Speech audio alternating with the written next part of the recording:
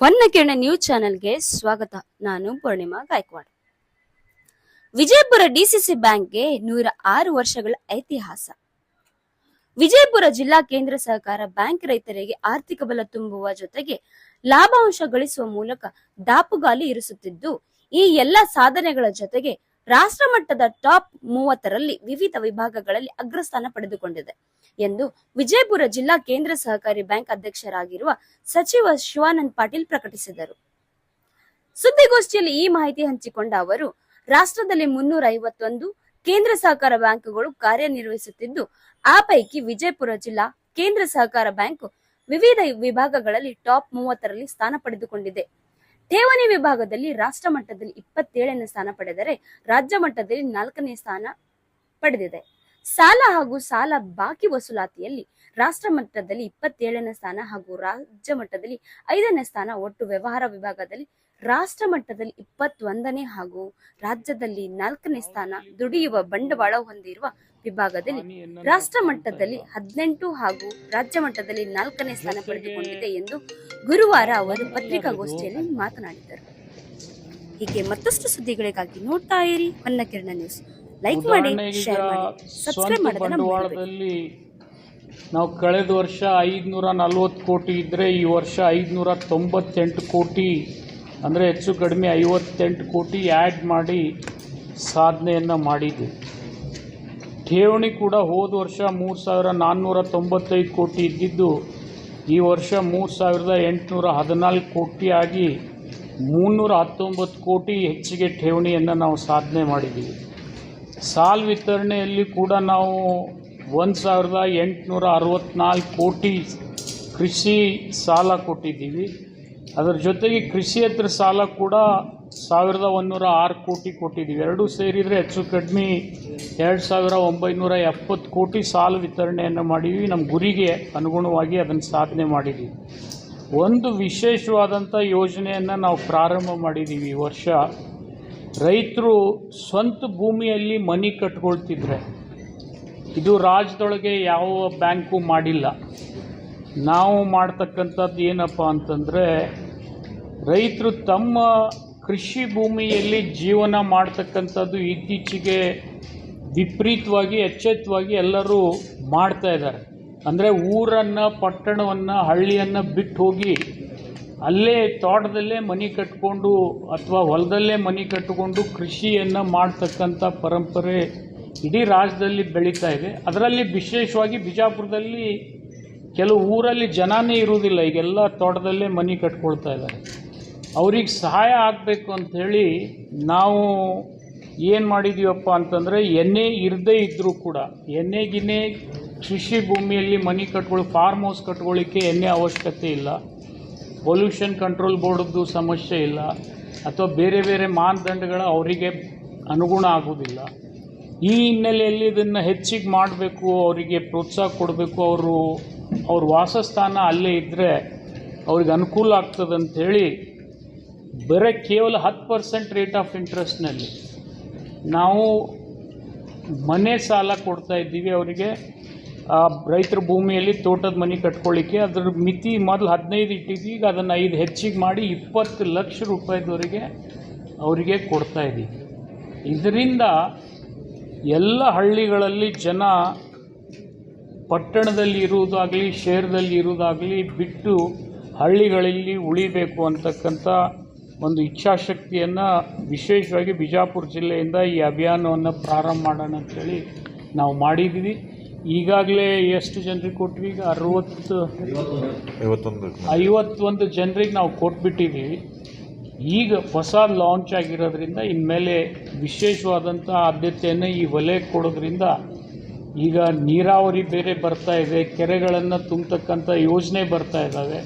ಈ ಹಿನ್ನೆಲೆಯಲ್ಲಿ ಅವರು ಅಲ್ಲೇ ವಾಸಸ್ಥಾನ ಮಾಡಿಕೊಂಡ್ರೆ ಅವ್ರ ಕೃಷಿ ಅಭಿಯಾನಕ್ಕೆ, ಕೃಷಿ ಚಟುವಟಿಕೆಗೆ ಇನ್ನೂ ಹೆಚ್ಚಿನ ಪ್ರೋತ್ಸಾಹ ಸಿಗ್ತದೆ ಅಂಥೇಳಿ ಈ ಪ್ರಯತ್ನವನ್ನು ನಾವು ಮಾಡ್ತಾ ಇದ್ದೀವಿ. ಅಲ್ಲಿಂದ ಹೂಡಿಕೆಗಳಲ್ಲಿ ಕೂಡ ನಾವು 1533 ಕೋಟಿ ಈ ಸರ್ತಿ ನಾವು ಹೂಡಿಕೆಯನ್ನು ಮಾಡಿದ್ದೀವಿ. ಲಾಭದಾಯಕವಾಗಿ ಅದು ಗುಂತಾಯಿಸಿದ್ದೀವಿ. ಜೊತೆಗೆ ಲಾಭದಲ್ಲಿ ಒಂದು ಸಾಧನೆಯನ್ನು ನಾವು ಮಾಡಿದ್ದೀವಿ. ಇತಿಹಾಸದಲ್ಲಿ ಅಂದರೆ 106 ವರ್ಷದ ಇತಿಹಾಸದಲ್ಲಿ ಅತಿ ಹೆಚ್ಚಿನ ಲಾಭ ಮಾಡಿರ್ತಕ್ಕಂಥ ವರ್ಷ ಅಂದರೆ ಇದೆ. 25 ಕೋಟಿ 18 ಲಕ್ಷ ನಿವ್ವಳ ಲಾಭ ನಾವು ಮಾಡಿದ್ದೀವಿ. ಆಫ್ಟರ್ ಇನ್ಕಮ್ ಟ್ಯಾಕ್ಸ್ ಡಿಡಕ್ಷನ್, ನಾವು ಇನ್ಕಮ್ ಟ್ಯಾಕ್ಸಿಗೂ ಕೂಡ ದುಡ್ಡು ಕೊಡಬೇಕಾಗ್ತದೆ. ಈ ದೇಶಕ್ಕೆ ಆದಾಯ ಕೊಡ್ತಕ್ಕಂಥ ಪರಂಪರೆಯನ್ನು ನಾವು ಉಳಿಸ್ಕೊಂಡು ಬರ್ತಾಯಿದ್ದೀವಿ. ನಮ್ಮ ಬ್ಯಾಂಕಿನಿಂದ 8 ಕೋಟಿ 53 ಲಕ್ಷ ಇನ್ಕಮ್ ಟ್ಯಾಕ್ಸ್ ಕೊಟ್ಟ ಮೇಲೂ ಕೂಡ ನಮಗೆ 25 ಕೋಟಿ 18 ಲಕ್ಷ ಲಾಭ ಆಗಿದೆ. ಇದೊಂದು ವಿಶೇಷವಾದಂಥ ದಾಖಲೆ ಅಂಥೇಳಿ ನಾನು ಹೇಳಲಿಕ್ಕೆ ಇಚ್ಛೆ ಪಡ್ತಾ ಇದ್ದೀನಿ. ಜೊತೆಗೆ NPA ಪ್ರಮಾಣ ನಮ್ಮದೀಗ ಬರೀ 179 ಕೋಟಿ ಇದೆ. ನಾವು ಇಷ್ಟೊಂದು 3200 ಕೋಟಿ ಸಾಲ ಕೊಟ್ಟರೂ ಕೂಡ ನಮ್ಮ NPA ಪ್ರಮಾಣ ಕೇವಲ 179 ಕೋಟಿ ಇದೆ. ಅದಕ್ಕೆ ಅನುವು ಕೂಡ ನಾವು ಮಾಡಿಟ್ಟಿವಿ, ಪ್ರಾವಿಷನ್ ಕೂಡ ನಾವು ಮಾಡಿದ್ದೀವಿ. ಆ ಪ್ರಾವಿಷನ್ ಮಾಡೋದ್ರಿಂದ ನಮ್ಮ ನೆಟ್ NPA ಝೀರೋ. ಬಟ್ ಮುಂದೆ ನಾವು ಇದರ 179 ಕೋಟಿ ಕೂಡ ವಸೂಲಿ ಮಾಡ್ತಕ್ಕಂಥ ಕ್ರಮ ಇಡ್ತೀವಿ. ಆವಾಗಂತೂ ಪೂರ್ತಿ one of the best bank ಆಗುತ್ತೆ ದೇಶದಲ್ಲಿ ಅಂಥೇಳಿ ನಾನು ಹೇಳಲಿಕ್ಕೆ ಇಚ್ಛೆ ಪಡ್ತಾಯಿದ್ದೀನಿ. ಮತ್ತು ನಮ್ಮ ಬ್ಯಾಂಕಿನ ಬಂಡವಾಳ ಹೂಡಿಕೆಯಲ್ಲಿ ನಮ್ಮ CRAR 9% ಇರಬೇಕಾಗಿತ್ತು. RBI ಗೈಡ್ಲೈನ್ಸ್ ಪ್ರಕಾರ ನಮ್ಮದು 13.22% ಇದೆ. ಇಟ್ ಈಸ್ ಮೋಸ್ಟ್ ಸ್ಟ್ರೆಂಗ್ತ್ ಅಂತೇಳಿ ನಾವು ಹೇಳ್ಬೋದು. ಇಡೀ ದೇಶದೊಳಗೆ ಒಳ್ಳೆಯ ಸ್ಟ್ರೆಂಗ್ತ್ ಇರತಕ್ಕಂಥ ಒಂದು ಬ್ಯಾಂಕ್ ಅಂಥೇಳಿ ಹೇಳ್ಬೋದು. ಅಲ್ಲಿಂದ ಸ್ವಸಹಾಯ ಸಂಘಗಳಿಗೆ ನಾವು ಸಹಾಯ ಮಾಡ್ತಾಯಿದ್ದೀವಿ. ಇವತ್ತು 10,753 ಗುಂಪುಗಳು ರಚನೆ ಆಗಿದ್ದಾವೆ. ಅವರಿಗೂ ಕೂಡ ಸಾಲ ಕೊಟ್ಟಿದ್ದೀವಿ. ಅವರು ಸಾಲ ಜೋಡಣೆ ಕೂಡ ಮಾಡ್ಕೊಳ್ತಾ ಇದ್ದಾರೆ. ಅವರಿಗೆ ಕೊಟ್ಟಿರ್ತಕ್ಕಂಥ ಸಾಲದಲ್ಲಿ ಅವರೂ ಲಾಭ ಮಾಡ್ಕೊಳ್ತಾ ಇದ್ದಾರೆ ಮತ್ತು ಅದು ಕೂಡ ಒಳ್ಳೆಯ ರೀತಿಯಿಂದ ನಡೆದಿದೆ. ಡಿಜಿಟಲ್ ಬ್ಯಾಂಕಿಂಗಿನಲ್ಲಿ ಏನೇನು ಹೊಸ ಗೈಡ್ಲೈನ್ಸು ಅವ್ರು ಹಾಕ್ತಾಯಿದ್ರು ಅವು ಎಲ್ಲ ಪ್ಯಾರಾಮೀಟರ್ಸ್ಗಳನ್ನು ನಾವು ಮೀಟೌಟ್ ಮಾಡಿ ಎಲ್ಲ ಈಗ ATM ಇರ್ಬೋದು, ಮೈಕ್ರೋ ATM ಇರ್ಬೋದು, NEFT ಇರ್ಬೋದು, RTGS, ಫೋನ್ಪೇ, ಗೂಗಲ್ ಪೇ ಎಲ್ಲ ಫೆಸಿಲಿಟಿಗಳನ್ನು ನಾವು ಇಂಟ್ರೊಡ್ಯೂಸ್ ಮಾಡಿದ್ದೀವಿ. ಅಲ್ಲಿಂದ ಪ್ಯಾಕ್ಸ್ಗಳು ನಮ್ಮ ಬ್ಯಾಂಕಿನ ಸ್ಟ್ರೆಂತ್ ಅಂತ ಹೇಳಬೇಕು. ನಮ್ಮ ಬ್ಯಾಂಕಿನ ಪ್ಯಾಕ್ಸ್ಗಳು ಕೂಡ ನಮ್ಮ ಜೊತೆಗೆ ಸರಿಸಮಾನವಾಗಿ ಸಾಗ್ತಾ ಇದ್ದಾವೆ. ಅವರು ಈಗಾಗಲೇ ಅವ್ರ ದುಡಿಯೋ ಬಂಡವಾಳ ಕೂಡ ಹೋದ ಸರ್ತಿಗಿಂತ ಈ ವರ್ಷ 3,321 ಕೋಟಿಯಷ್ಟಾಗಿದೆ. ನಮ್ಮ ಸಾಲ ಏನು ನಾವು ಕೊಟ್ಟಿದ್ದೀವಿ ಅಷ್ಟು ದುಡಿಯೋ ಬಂಡವಾಳ ಅವರಲ್ಲಿ ಇದೆ, ನಮ್ಮದು ಬಿಟ್ಟು. ಇದು ಭಾಳ ಒಳ್ಳೆಯದು ಅಂಥೇಳಿ ನಾನು ಹೇಳಬೇಕಾಗ್ತದೆ. ಅಲ್ಲಿಂದ ಅನೇಕ ಪ್ಯಾಕ್ಸ್, ಈಗ 272 ಪ್ಯಾಕ್ಸ್ನಲ್ಲಿ ಭಾಳಷ್ಟು ಪ್ಯಾಕ್ಸ್ಗಳು A, B, C ಕ್ಲಾಸ್ ಮಾಡಿದ್ದೀವಿ. ಅನೇಕ ಪ್ಯಾಕ್ಸ್ಗಳು ಕೂಡ A ಕ್ಲಾಸ್ನಲ್ಲಿ ಬರ್ತಾ ಇದ್ದಾವೆ. ಇನ್ನೊಂದು 50 ಪ್ಯಾಕ್ಸ್ಗಳನ್ನು ನಾವು ಇಂಪ್ರೂವ್ ಮಾಡಿದರೆ ಪುನಃ 272 ಪ್ಯಾಕ್ಸ್ಗಳು ಸಂಪೂರ್ಣ ಇಂಪ್ರೂವ್ ಆದಂಗೆ ಆಗ್ತದೆ. ಮತ್ತು ಎಲ್ಲ ಪ್ಯಾಕ್ಸ್ಗಳು ಸ್ವಂತ ಕಟ್ಟಡದಲ್ಲಿ ಜೀವನವನ್ನು ಸಾಗಿಸ್ತಾ ಇದ್ದಾವೆ. ಹೆಚ್ಚು ಕಡಿಮೆ ಇನ್ನೊಂದು 40 ಆದರೆ ಎಲ್ಲ ಪ್ಯಾಕ್ಸ್ಗಳ ಕಟ್ಟಡ ಸ್ವಂತ ಕಟ್ಟಡ ಆಗ್ತದೆ. ಮತ್ತು ಅದರಲ್ಲಿ 20 ಪ್ಯಾಕ್ಸ್ಗಳಿಗೆ ಜಾಗ ಕೂಡ ಇದೆ. ಅದು ಇಷ್ಟೆಲ್ಲ ಅಂದರೆ ಈಗಾಗಲೇ ಕಟ್ಕೊಂಡು ಉಳಿದಿರ್ತಕ್ಕಂಥವ್ರು ಕೂಡ ಇಷ್ಟು ಮಾಡಿದರೆ ಒಳ್ಳೆಯದಾಗ್ತದೆ. ಜೊತೆಗೆ ನಮ್ಮದು ಒಂದು ದೊಡ್ಡ ಸಾಧನೆ ಏನಪ್ಪ ಅಂತಂದರೆ, ನಿವ್ವಳ ಲಾಭದಲ್ಲಿ ಈಗ ನಾವು ಬಂದ ಮೇಲೆ ನಂದು ಇನ್ನೊಂದು ಪೇಜ್ ಕೊಟ್ಟಿದ್ದೀನಿ, ಕೊಟ್ಟಾರು ನಾನು ಬಂದ ಮೇಲೆ ಎಷ್ಟು ಲಾಭ ಆಗಿದೆ ಅನ್ನೋದು ಮತ್ತು ನಮ್ಮ ಹಿಂದಿನ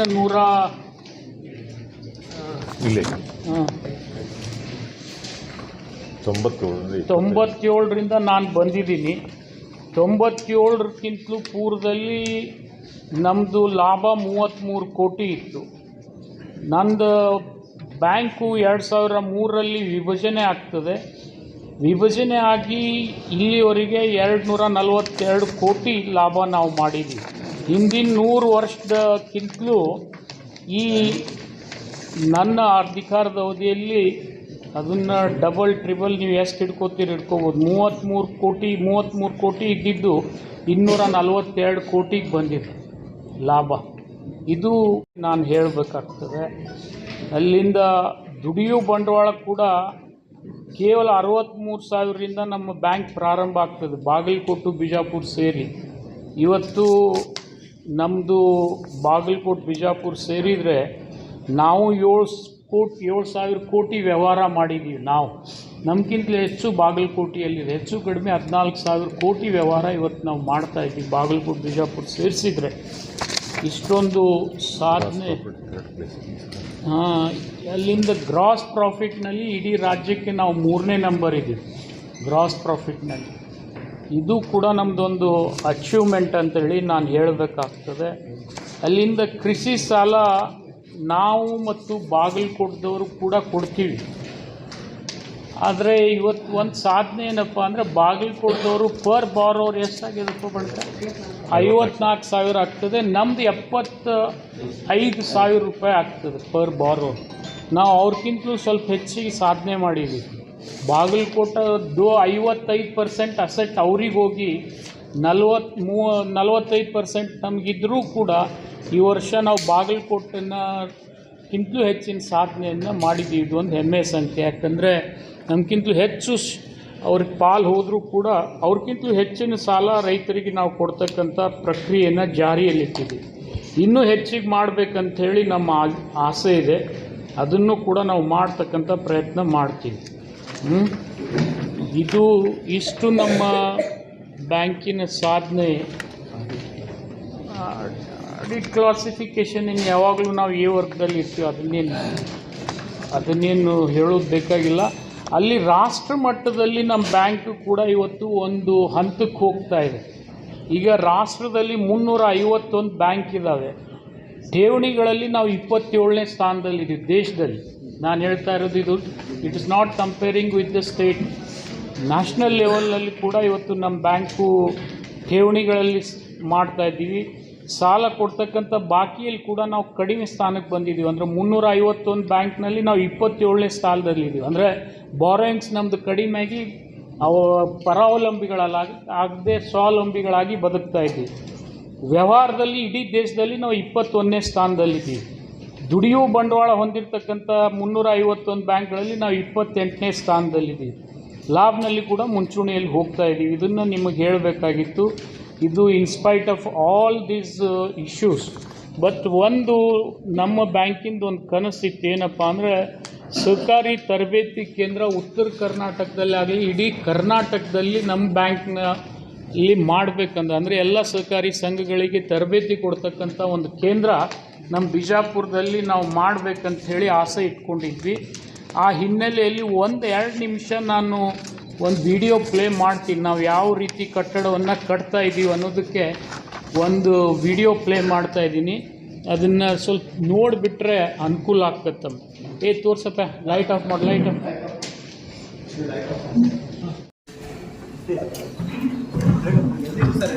ಇಲ್ಲೇ ಪಕ್ಕಕ್ಕೆ ಕಟ್ತಾರೆ. ಇಲ್ಲೇ ಪಕ್ಕಕ್ಕೆ ನಮ್ಮ ಬ್ಯಾಂಕಿಂಗ್ ಪಕ್ಕಕ್ಕೆ ಮಾಸದಲ್ಲಿ ನಡೀತದೆ.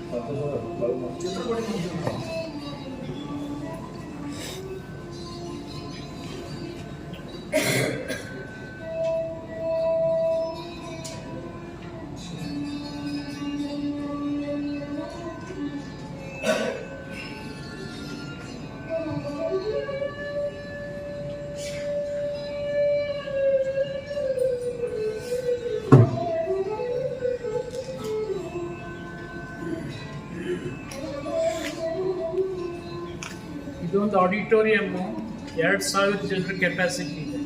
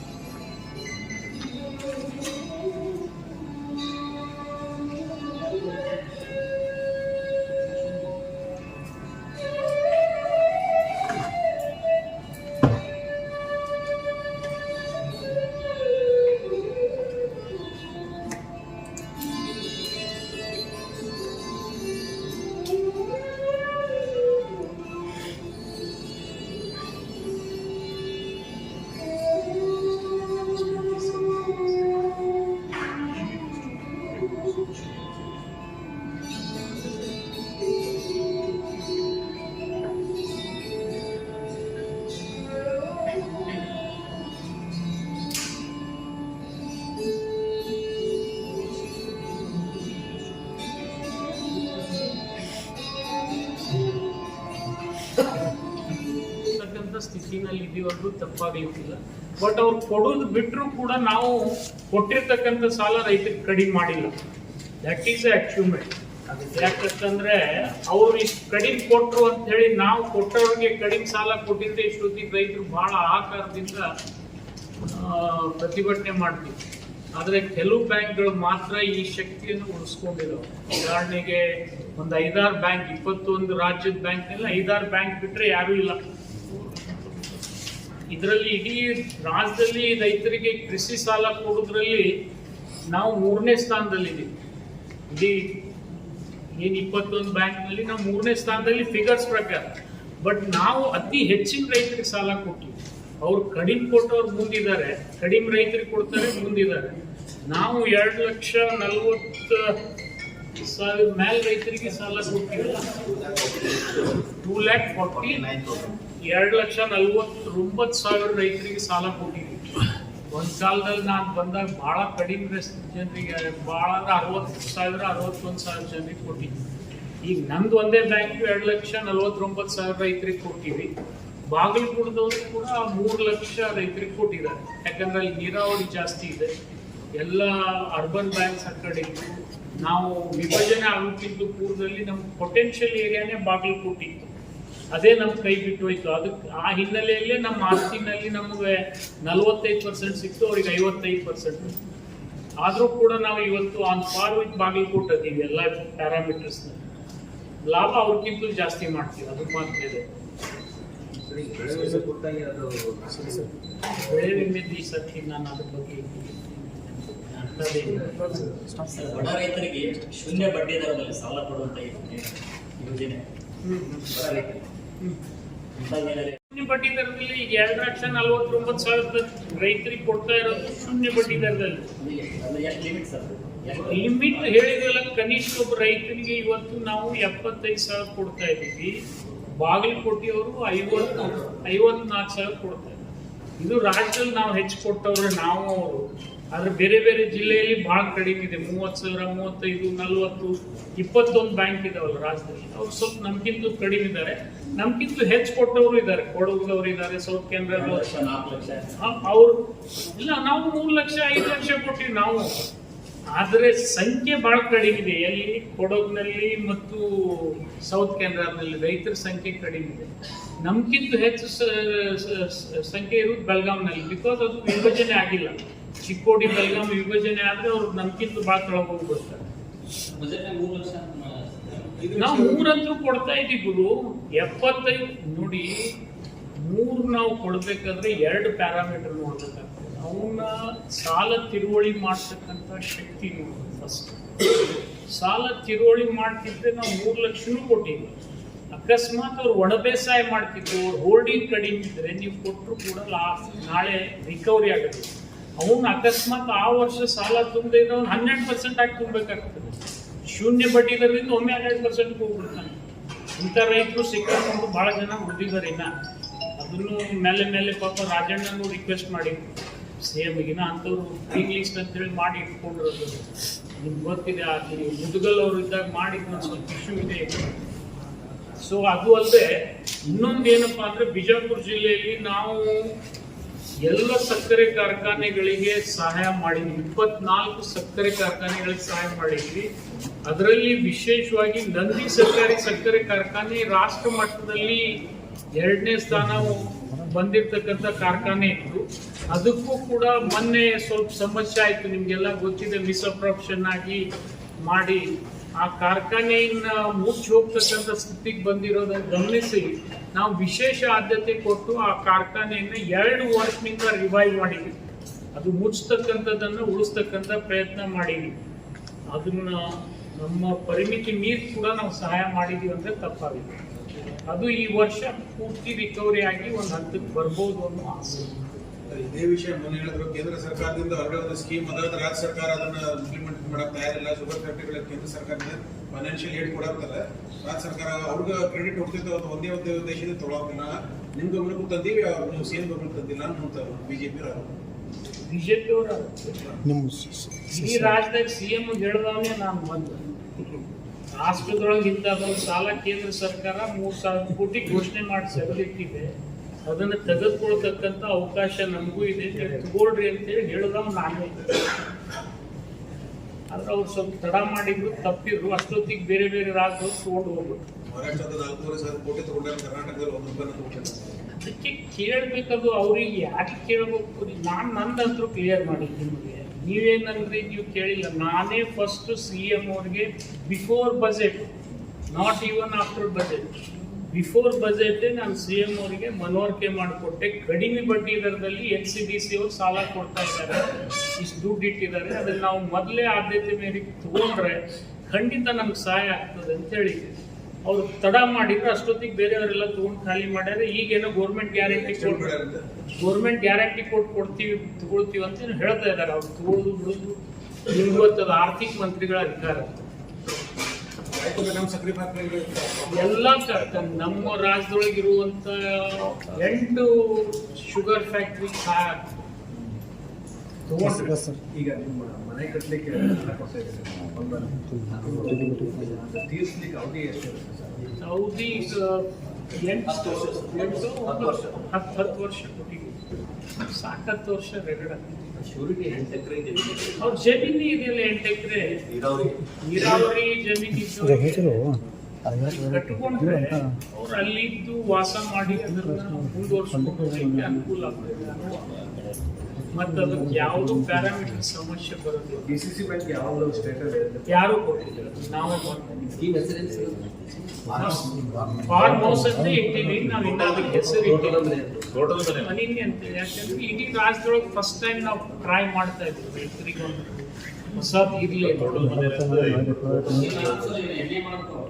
ಏನಿದೆ ನಾವು ಯಾವ ಪ್ಯಾರಾಮೀಟರ್ಸ್ ಇಟ್ಬೋದು, ಯಾಕಂದ್ರೆ ಯಾಕೆ ಎಣ್ಣೆ ಮಾಡಬೇಕು? ಇಂಡಿವಿಜುವಲ್ ಲೇಔಟ್ ಇರ್ತದೆ, ಮತ್ತೆ ನೀವು ಅವ್ರು ತಂದು BDO ಟ್ಯಾಕ್ಸ್ ಇರಿಸ್ಬೇಕಂತ